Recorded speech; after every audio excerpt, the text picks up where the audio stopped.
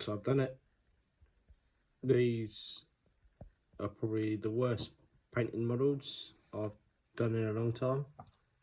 I need to sort out some of the dusting still on the weathering, but that's a little fix. I'll do that tomorrow because it's late.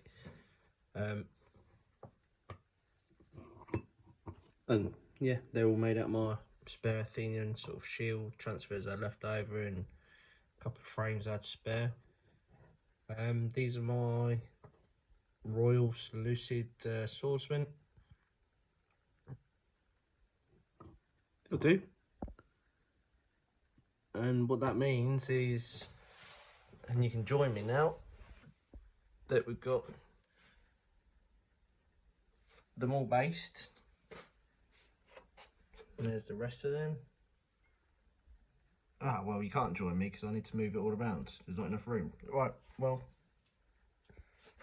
let's just put them here. And then that's the Seleucids. Done. Romans. Done. And then next, unfortunately, because I'm on a mission, I can skip the Gauls. And I'm down here. I need to work on my 30k. Catch.